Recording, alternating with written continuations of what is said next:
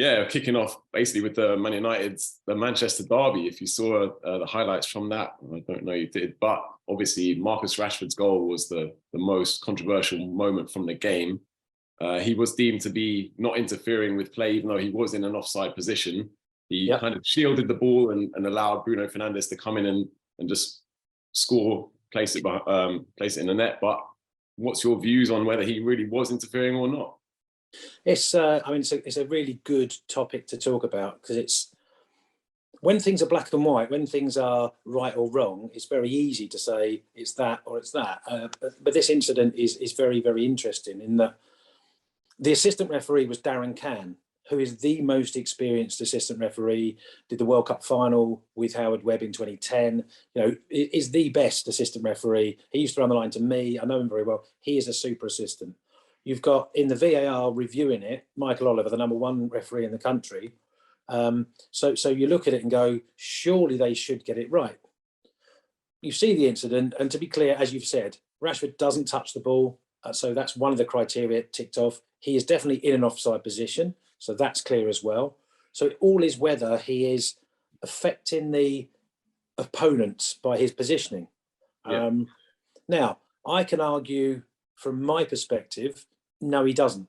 I know Akanji says, I stopped to play him offside. Well, that's a mistake by Akanji, not by Darren Cann or Michael Oliver, because the ball could have got swept. He tried to play him offside. The ball gets swept 10 yards further left, and that is Rashford's position is irrelevant. So that is a bit of a red herring for me.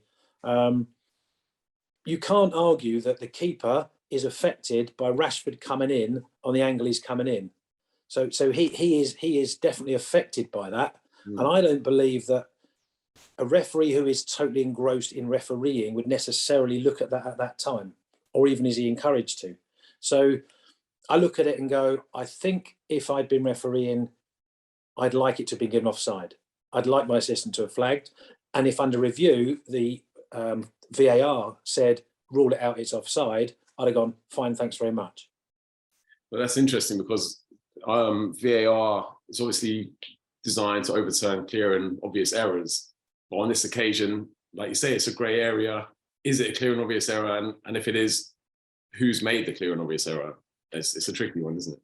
Yeah, it is. And this is where, and I'm sure we'll come on to VAR a bit more after this specific incident, but this is where it goes wrong, in that we try and be 100% correct and 100% consistent and make it everything black and white. And football is not a game of black and white. It's a game of grey scale. That's how we have to view it. And unfortunately, if I go back to when Sepp Blatter was in charge, and I had meetings with Sepp Blatter about things like this, he was totally against any technology coming in for this very reason. And at the time I thought, oh, you're outdated.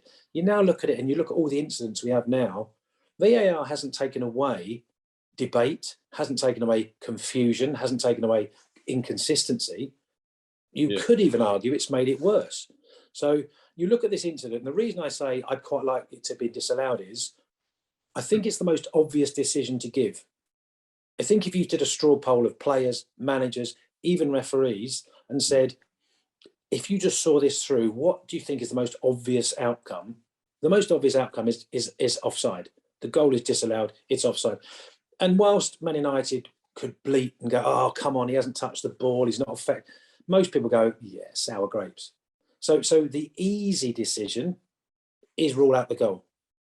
But that's not what... Yeah, it's a surprise that they came to the conclusion they did, really. Do you think they were influenced by the fact it was at Old Trafford and those kind of situations? You sound like Pep. We know where they're playing, we know what happens here. It's scandalous. You've got, as I said, the most decorated and recognised assistant referee. He doesn't care where he's doing the game. He has got so much experience. He gives how he sees it. And Michael Oliver, who for me was certainly one of the best referees in the World Cup, looking at and reviewing it, they give what they believe is the best or most accurate and correct decision. They don't go for the most obvious decision, they go for what they believe is correct. And in their absolute heart of hearts, they believe that was correct. And that to me, you have to respect. You have to admire that they've got the cojones to actually go, no, I know it's unpopular. I know that most people will think this is wrong, but we believe this is right, and that's what we're going to give. Because obviously, well, I don't know if you saw Alan Shearer on Match of the Day 2 last night. He made a passionate statement about referees being allowed to use more common sense and kind of going with the flow. Do you think referees are overly restricted in their decision making, or do you think they are given enough sort of leeway? It's when something like this happens, because Alan Shearer's a forward, you know, he sees things a certain way as well. But you look at it and go, what people want is consistency. That's what they say. So we understand when this happens, this is the outcome. Mm-hmm. And the only way you get that is by taking out the vagaries of a person's personality and beliefs, by being more dictatorial, which is what FIFA have gradually done over the last 20 years to the laws of the game. They take out the, in the opinion of the referee. So they say, this is, so we draw a line and this is offside and this isn't offside. And this is where it's being spoilt, in my view. You know, when someone is, we have to watch a replay for 90 seconds to decide, was he a millimetre offside or not? Yeah. That's ruining the game. That's where the clear and obvious error comes in. If you see something, I used to do referee analysis for BT Sport. I could see something and within 5 seconds would give you a, that's wrong, or that's too close to call. And that's how I would say it. It's too close to call. To me, I think the Rashford one isn't too close to call. And that's why I say I think the safe decision would be to rule out that goal. Yeah, I think I agree with you there, but I'm an Arsenal fan, so probably in my interest. A very happy Arsenal fan. Very happy Arsenal fan. Yeah, I was at the game yesterday actually, and the referee put in a brilliant performance. Actually, let the game flow, kept everything under control, and kind of was just anonymous, and that's what you want out of a referee, really, isn't it? So. You see, it's interesting. I mean, he's a very good referee, no question. He went in with a very low key approach, which is popular, as long as it works. Yeah. I mean, for me, Romero should have been sent off. He was involved in too many incidents, which was highlighted on the TV commentary. You know, oh, he's going to go here, and if he doesn't, he's got to go next one, and then he doesn't have a 2 or 3 clear fouls, not minor fouls, but clear fouls. And I look at him and I think he's very, very lucky. However, because Arsenal won 2-0, are very happily top of the league, clear. Then Arsenal fans aren't moaning about the fact Romero should have gone. They don't care. And that's where the luck of a referee comes in or goes out. If you don't send off, I remember I was doing a Champions League quarter-final in Barcelona against Juventus, and I didn't send off Edgar Davids. And of course, what happened then is Juventus get through, and I'm criticised for not sending off Edgar Davids when I gave him the benefit of the doubt. It was a 50-50, and you go, one more and you're going. And of course, because if Barcelona got through, I could well have done the final that year. Yeah. And that's the luck, the chance of a referee. And that's when you try and apply common sense, maybe a bit low key. Sometimes it works, sometimes it doesn't. Sounds like, yeah. Another game this weekend where kind of similar incident, but obviously a penalty rather than sending off, was the Brentford-Bournemouth game. I don't know if you saw Ivan Toney backing into the defender, trapping the defender's arm under his own arm, and then as he kind of pulled him down, he kind of got clothesline and went down. Referee gave the penalty. They looked at it on VAR, didn't overturn it, but the Bournemouth manager was adamant, furious that it had been given. He thought it should have been a foul the other way. Did you see that? What do you think? I'm sitting here in my lounge in Bournemouth. Okay. And yeah, it's one of those situations where I think if you see it first time through, full speed, to me it looks a penalty. It looks a penalty. Then you can see it back and review it and say, now look at Tony's trapped his arm, but the arm was there first, and he's trapped. So it's that's why it can't be ruled out by VAR, because it's not a clear and obvious error. Yeah. It's 60% Tony backing in and trapping the arm, and only 40%. But this is where we go back to VAR and saying, well, why isn't it more consistent? Because things aren't black and white. And I'm sure plenty of Brentford fans would argue that was a very clear penalty and there's nothing wrong with it. Yeah, I think Ivan Toney was just clever. It was clever from him, wasn't it, really? And forced the referee to make a decision either way. And 9 times out of 10 it'll probably go in the favour of the attacker. So. And I think you have to respect that is how the game is played. The game is so important. The amount of money that people are playing for, the prizes that are there are huge, and so they will play. It's the same as, you'll see a defender trying to shield the ball out, and he'll slow down, draw the foul from the attacker who's trying to get it, stop it going out, goes over, gets a foul every single time, or the other way around. The attacker's away, knows he's got defenders to beat. He slows the pace of his run to draw a foul from behind, hits the deck. He'll get a foul every time. Yeah. And if he doesn't, the referee doesn't give it, the ramifications of that are so strong. The simple decision, remember I was talking earlier about the Man United goal, the simple decision, the most obvious decision is just give a free kick, it's forgotten and we all move on. This is true. In the Newcastle-Fulham game yesterday, another penalty was given. This one, I think, was given by VAR. It wasn't initially given on the field, on the pitch, but it was given by VAR. Did you see that one? I think it looked to some people like Bobby Reed's kind of initiated the contact, stepped on the defender's foot and then went down. But I don't think that the referee was given every angle to review it on by VAR. Yeah, I mean, I've seen it through once, that one. I thought it looked probably more like a penalty than not. But to review on VAR to say it's a clear and obvious error, if the referee doesn't give it in the first place, we're talking about it must be clear and obvious. You wonder how that actually is then said, no, that's a clear and obvious error, give it, when you say the number of angles you're looking at. And this to me is the problem. And I don't think the Premier League have got it right yet on VAR. Because if you think back to the World Cup, the way that VAR was done, it appeared to be quicker. There was 1 or 2 slow incidents, but it was quicker. It was more consistent. And at the moment, it just doesn't feel like we're quite there with VAR. Now, whether that is the instructions they're being given, whether Mike Riley is slightly being cautious, I don't know. Knowing the character, maybe he is. Howard Webb's going to come in, got masses of experience with VAR in America. He's also done media work. He worked for BT Sport just before I did. So he's a very much more experienced guy within that. So I think we'll see some changes, and I think they're needed. Yeah, I think it shows progression that the PGMOL are making changes and they're moving forward. So you're generally excited for Howard Webb to come in and take charge? Yeah, I think so. I think anyone can do a job. I mean, firstly, the job is tough, without question, because whilst in theory you're working independently, you're working for the PGMOL, the Professional Game Match Officials Limited. They are beholden to the Premier League, the FA, and the Football League, and in principally the Premier League.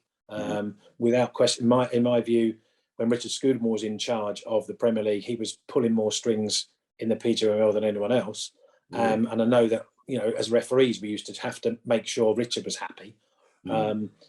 And that's when the refereeing became a bit softer, should we say. You were more acceptance of small fouls. Don't caution everything. Try and manage your way through a game. Understand the excesses of players because they're professional footballers and it's tough on them.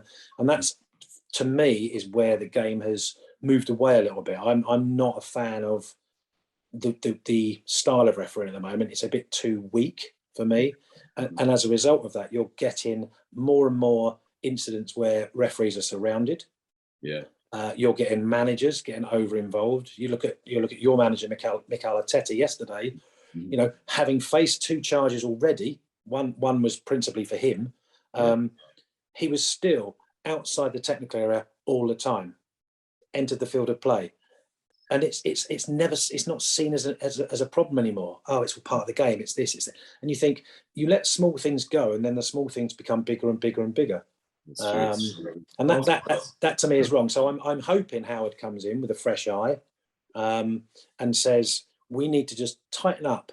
It's not to come in and be draconian and get players sent off and 8v7 and all this sort of stuff, but it's just saying we need to tighten up a bit, lads. This needs to be done better. This needs to be more precise, because if you get the little things right, the big things fall into place. Yeah, it's true. And I was wondering whether do you think there's been any kind of directive in recent weeks, seeing that Arsenal had been charged twice for failing to control their players, yet we still do see referees surrounded in the Manchester derby, I think we did, and various other games. So I think you think there's enough notice being taken, or do you think there does need to be more of a clampdown on referees being intimidated?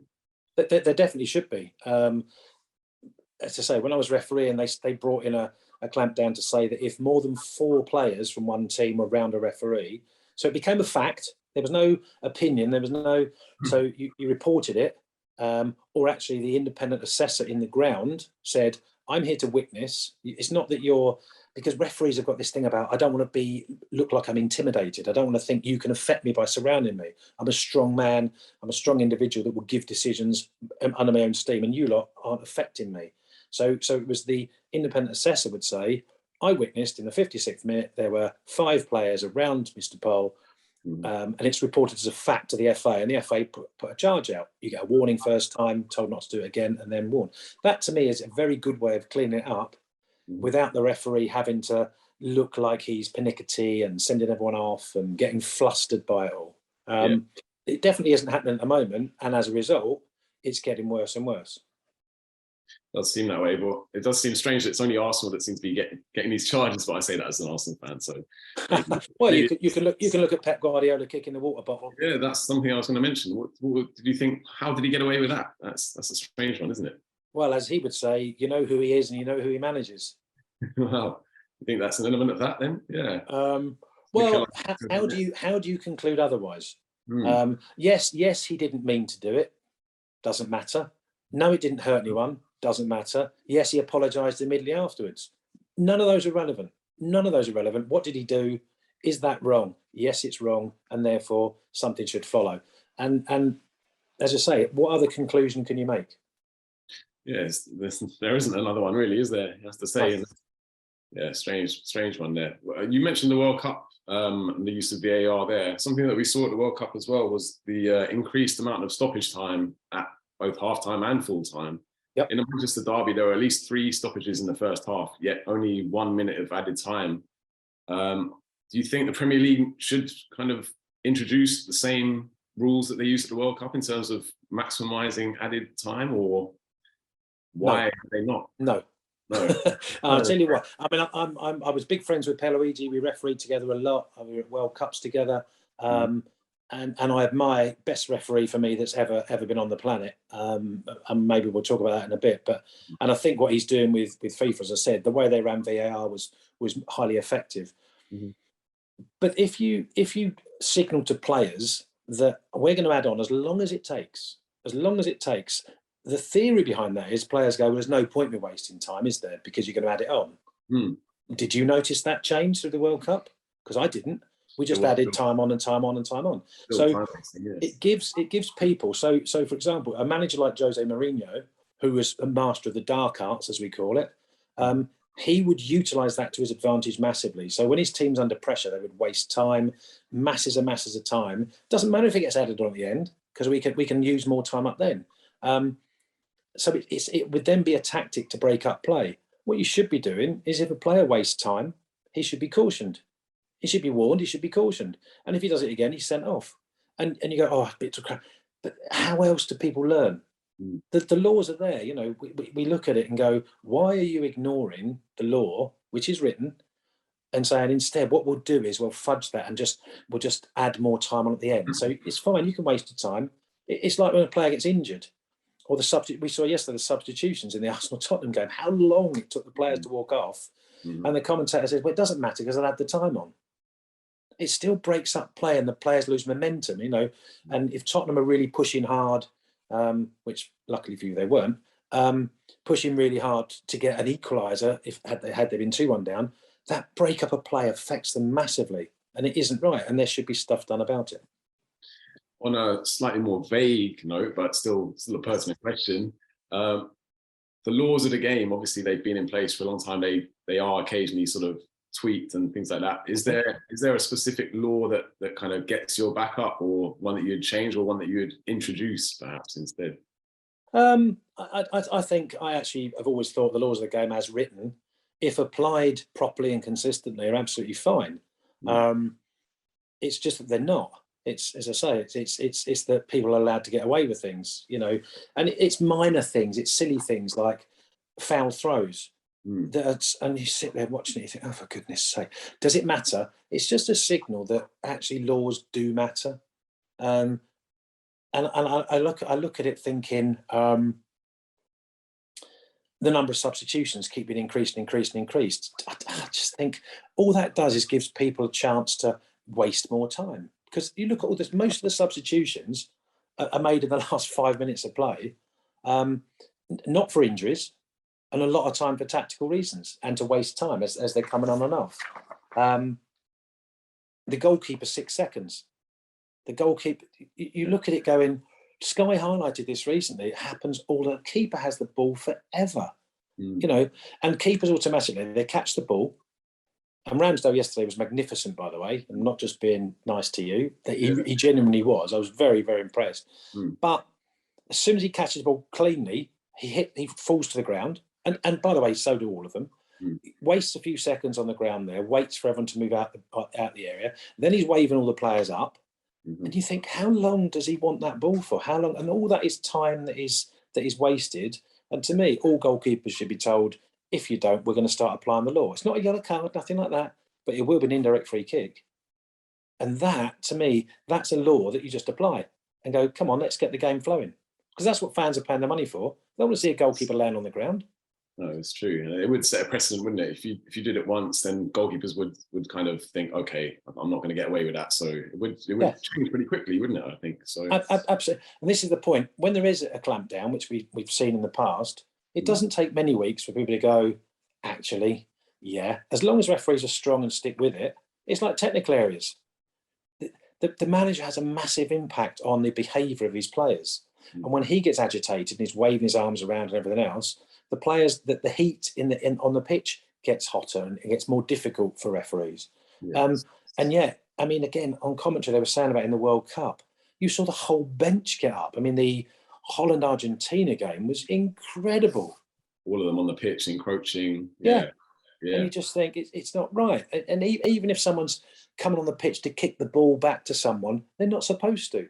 And I know I sound kind of a bit pedantic, but as I said, it's the little things that you let people get away with that then lead to something bigger and bigger and bigger.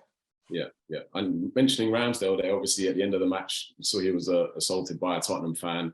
Yep. Do referees fear, if the kind of atmosphere in the stadium's getting out of control, that they could be victimised in the same way as Ramsdale? Do you think there's an element of fear? I think assistant referees more than referees, because an assistant referee has to stand in a certain place. That's dictated to him by play. A referee chooses where to stand, where to run. So you can run a bit narrower, so you're not going to the perimeter of the pitch. You can pick and choose your viewing angles on situations. The assistant is obviously in front of the same section of fans all the time. So yeah, there's often that situation, but seriously, on the Premier League, very, very unlikely, I think, for anything like that to happen, as indeed a player getting assaulted, apart from pitch invasions and things like that. And that's down to policing and stewarding to reinforce that barrier, I would say. Yeah. And the other thing, you just think it shouldn't happen, and you can't condone it, but maybe Ramsdale's bottle should be closer to the post and right down the back, and he was getting involved, and as he said in interview afterwards, I was getting a lot of abuse and I did give it back. And you think, well, maybe we should rise, because referees can't, and no one gets more abuse than referees. And you never are allowed or do give any stick back or any reaction back to the crowd. Yeah, I think Ramsdale's a bit inflammatory at times, isn't he? So not victim blaming him there, but I think he maybe. But just to make sure very, very clear, there's no excuse whatsoever for that fan. And I know Tottenham have said they'll find him and ban him for life, but hopefully the police get involved as well and give him more than that. Yeah, I'd imagine refereeing at lower levels down the pyramid is where referees feel intimidated. You'd imagine, because obviously it's less cameras, less eyes on less people watching in general. So if something was to happen, they have less recourse. So local referees go out in fear many, many weeks, and it's abhorrent and it's horrible. And you talk to them because you're on your own. And every referee you see at the top level started at the bottom level on a park, with 22 players, and there might be a couple of subs watching and maybe a manager, but normally he's playing as well. And you get one abusive person who gets over aggressive, and there's nothing you can do, and you are totally exposed. And there are many assaults on local park referees, and that is obviously a serious point which we can't address here, but it's something that you're right to highlight. Yeah, and it is a shame, but obviously it probably does intimidate people from becoming referees in the first place. But what would you do to kind of improve the situation for up and coming referees? Is there anything? How could we? Yeah, there is. I've always believed in this. Contrary to the FA, which is quite a lot of my views anyway. If you start from the top, everyone watches the Premier League and televised football and admire what goes on. The skill levels are better than ever and everything else. Mm-hmm.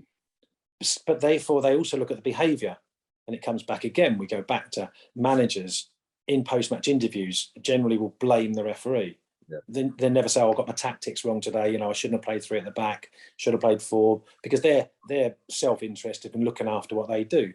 So you understand it, but why always blame the referee? Why always pick on the referee and say, "Oh, it's his fault. It's his fault"? Because that leads to a culture where we all blame the referee. We all blame that bloke. You know, he's messed up and he's to blame, and that cascades down. Now, as I say, you would be very unusual to see a referee actually confronted by a fan, let alone assaulted by a fan in the Premier League, because of all the protection around it. You also know the cameras are there, but that does cascade down to it's the referee's fault. It's the referee's fault. And when you look then at the social media aspect of stuff, and you say, you know, someone like Anthony Taylor, who is labelled the least popular referee or the most hated referee. I mean, that's scandalous, isn't it? Yeah. It's just scapegoating, and it really it's for people. There's a lack of accountability, I suppose you could say. So the easy thing is to do is it's too easy. It's too easy. I mean, and whilst we can say, oh, social media, you don't know who they are. You know who the players are. You know who the managers are that are always blaming refs and always having a go, and always and also pundits. You know, you just go. There should be a collective responsibility to not pussyfoot around. When a referee gets it wrong, then fine. Say you got it wrong, and why did you get it wrong? So let's stick with Anthony Taylor, who, by the way, you know, went to the World Cup, refereed well at the World Cup. He's one of the top 2 referees in the country, and yet gets vilified for everything. But he does make mistakes. You know, if you look at the biggest mistake of the season so far, Romero pulling Cucurella's hair, which was to me was the most obvious red card, and Anthony Taylor refereeing, didn't send off, and Mike Dean, who was the VAR official, who I know has since said, "I got it wrong and I'm sorry." But that's and Mike Dean, I'm a big fan of Mike Dean's referee, and I think he was brilliant. But in that situation, that's not good enough. That's not good enough. So you have to accept that there are times when referees need to be just told that isn't good enough, but not, and therefore we're going to call you all the names under the sun.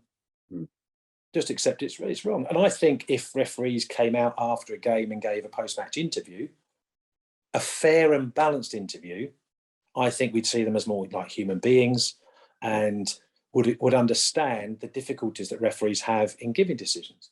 Is that something you would have liked to be able to do when you were refereeing, to be able to come out and explain? We did. I mean, I came out a few times and referee and gave post-match interviews on Sky, and tried to put across, not that I was right all the time, but how I saw an incident, just so that hopefully people would go, "Oh, okay, I can," because from one angle, what something looks one way, and from another angle, it looks different. And you just have to sometimes accept, I may have got it wrong, but from my angle, that looked like a red card. I remember there was a game, Arsenal against Newcastle, and I sent. Did I send Sol Campbell? No, I gave a penalty. Sol Campbell bringing down Shearer. And Shearer was like, it wasn't a penalty. And I'd have loved to have gone on and said, look, from my angle, this is my, get the camera angle from my angle. This is a penalty. Now look at it from the other angle. And I'd have been happily stood there and gone, hands up, from this angle, it's not a penalty. Now, of course, you've got VAR now, which can show you that. But the problem would be, if it's not a clear and obvious error, you're going on saying, I gave a penalty, which I'm sure was a penalty, but now I look at this angle, it isn't. And they go, well, why didn't VAR give it? So again, VAR has complicated the game probably more than it should have done. Do you think, I believe the FA put in a request for referees to be able to wear body cameras. Would that improve the situation? Would that prevent players from being so quick to surround a referee if they could, if the footage was shown back later and they saw themselves kind of screaming at the referee to change his decision? That would have a positive impact, or is it's over the top and not 100% yes. Yeah. 100% yes. This is nothing new. You go back, I think it was 20 years ago, to season 2003, when we were getting mic'd up for the first time, and we wanted to make that potentially public, and to say to players, it's on the mic. And that's what they were doing in rugby at the time, because we had a meeting with the rugby referees, and they said the first thing, if a player comes at you, the first thing you say to him is, it's on the mic. So they now know you've warned that it's on the mic, careful. And that really tempered their response to you. And that, of course, is a rugby thing, which worked really well for them. We wanted that. We said, can we have that? That's great. And it was turned down, I think, by the PFA at the time, who didn't want their members exposed unfairly. And you think, well, don't behave. If you don't want to be exposed, don't behave like that. Yeah, so back to 2023, a body cam, absolutely, and you go, you now know if you're coming screaming at me, whatever you say, we're going to see. Now, the bleeping machine would have to be very active, and you go, but how bad that would seem. And that's the problem, of course. How well would that reflect the game, which is an entertainment industry now, of course? People might be saying, oh, my young son doesn't want to see that sort of thing. And by the way, it's only the ref. It's only the ref he's saying that too, so it doesn't really matter, does it? Yeah, obviously. I know, but that's the view, isn't it? That's the view. That's the image. Yeah. And players aren't sent off anymore for foul language, for abuse. You don't see it, do you? And yet you go to games, you see it all the time. You hear it all the time. You hear it in the crowd all the time. It's all part and parcel of the game now, apparently.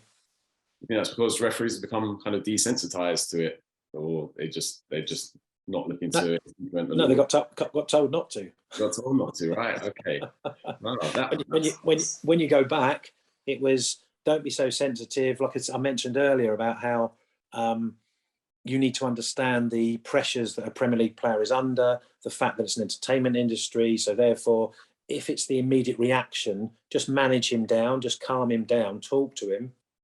And then once he's calm, if he then uses abuse, not foul language, but abusive language, then you can consider sending him off, or maybe call the captain over and ask him to calm him down. And I go, well, why? Why? Laws of the game say if a player abuses a referee, he gets sent off. And that's what I come back to. If current law is applied, there's nothing wrong with the game. Yes, fair enough, I think, yeah. Do you think the referees are fairly compensated for the stress and kind of pressure they're under? Do you think I think they're paid sort of a retaining amount of 40,000 a year, plus a match fee of about 1,150 a game? Think that's enough? I think what you have to look at is, would the standard improve if you paid them more money? Or would their standing improve? Do players feel that because referees earn probably in a year what the player earns in a day or a day and a half, it sounds crazy even saying it, but that's how it is.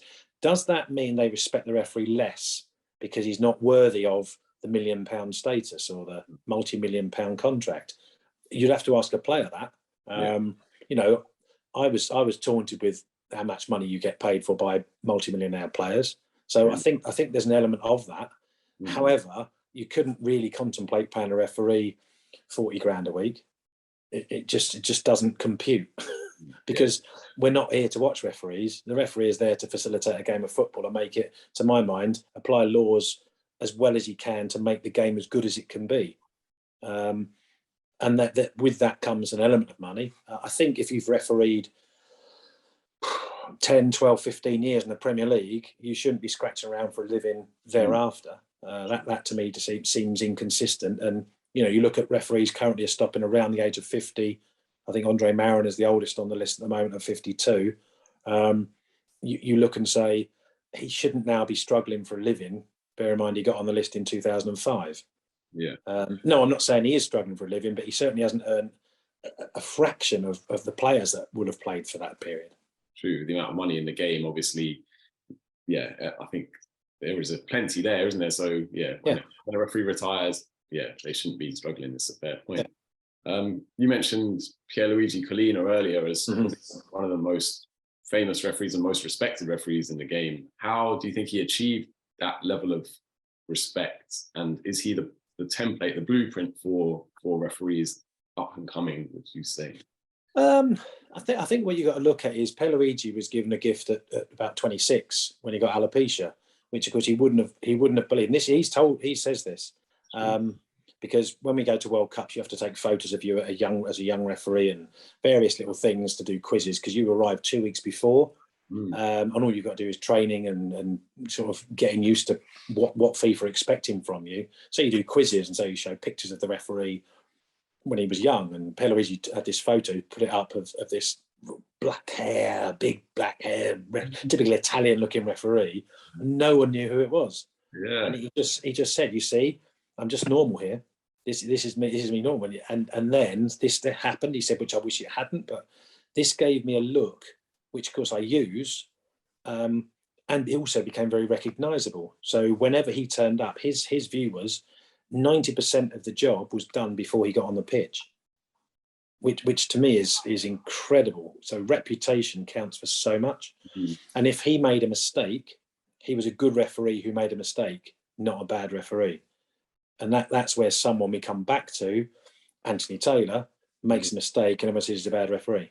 Yeah. So his but if he's ranked in the top 2 in the country and good enough to go to a World Cup, trust me, he's not a bad referee. Yeah. There was referees were being fast tracked. I think, was it Stuart Atwell who was fast tracked as a young referee? And now there's an elite performance plan. So I don't know whether that's still going on in terms of young referees being fast tracked, or was that just a one-off and it was scrapped after that? But I don't know. As I say, I'm not party to PGMOL policy or anything else. What I would say is you're not seeing too many young referees coming through. I don't mind if a referee's young, old, whether it's a lady referee, whether it's a man referee. You want the best referees possible out there refereeing our Premier League matches and then into Europe. And I always said, if there are 20 ex-Premier League footballers who want to become referees and can do the job better than me, I'd be more than happy to step down a level and go on then, because I love football. That's what I do. It's not about you refereeing a football match. It's about the match being refereed to the best of someone's ability. And I'd love to see some players actually come through and referee and show us that with the experience of football, and understanding situations better than we can, however much we study it, we haven't played at that level. Therefore, how can we possibly know everything that they know? It's a good point. But then if you accept that as a good point, how do players feel a bit able to criticise the finer points of refereeing when they've never refereed? Yeah, it's a valid point. It works both ways, doesn't it? It should, yeah. But it doesn't. No. But I suppose then you'd have the issue of former players refereeing teams that they've played for, played against. So you might be opening up kind of a can of worms on that front too. It might not be too easy. But then I could go out and referee any team, and I never saw a team that I thought, oh, I like them, or I used to like them, or I've been to see them a few times, and had a sense of bias. Because if I had any sense of bias, I shouldn't be out there. Now, some referees don't feel the same way. Mark Clattenburg, for example, was a massive Newcastle fan, so would never referee Newcastle United, and that's fine. But then, of course, if they got involved in a relegation battle, he couldn't do a relegation match in the last 6 matches because it can impact Newcastle United. So it can get complex. Not the fact that Mark's played football, but the mere fact that he's known as a Newcastle United fan. True. Do you feel there's a lack of diversity at top level refereeing? I think Uriah Rennie was probably the last black referee I can remember at the top level. You think it's just interesting, and Uriah was a super referee, and he raised the point when he walked into the referee classroom the first week he went. He was the only black face in there. All the other guys were white that were doing the course. The instructor was white doing the course, and it was a difficult situation to step into. And Uriah's a massive character, really, really good character, very confident guy, so he could deal with that. But you wonder how easy it is for people to break into that. When you look at the percentage of black players, it seems incongruous that the refereeing isn't not necessarily the same, but similar.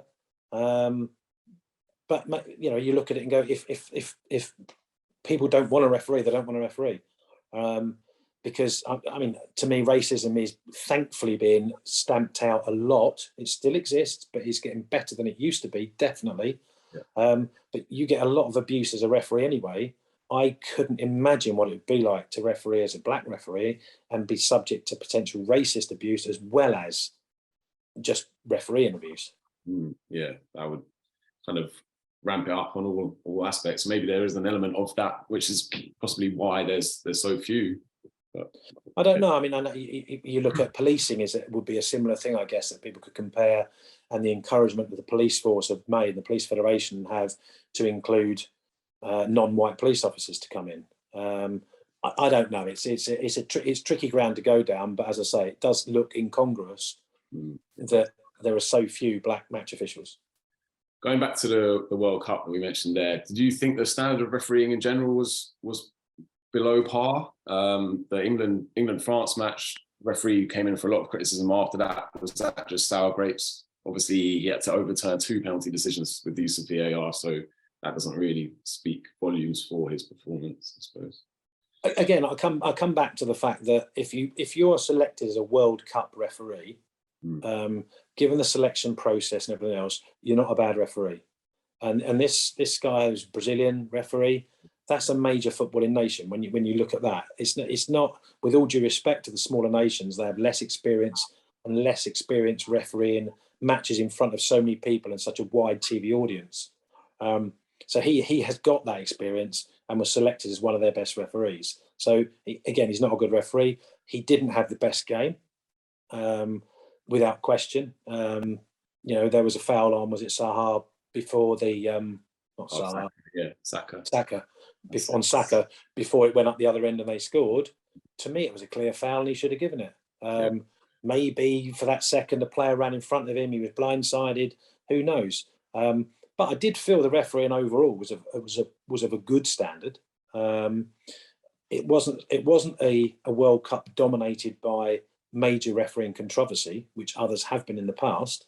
So no, I thought overall it was good, and I thought I was delighted to see Simon, Polish referee Marciniak, get the final, first Polish guy to do it. Really, really good for him. I also thought the guy that was fourth official in the final, he was a Moroccan-born guy from the US. I thought he had a good World Cup. He got fourth official. I thought Michael Oliver's quarter-final, Croatia-Brazil, he was excellent, and I thought he was unlucky not to be considered for the final.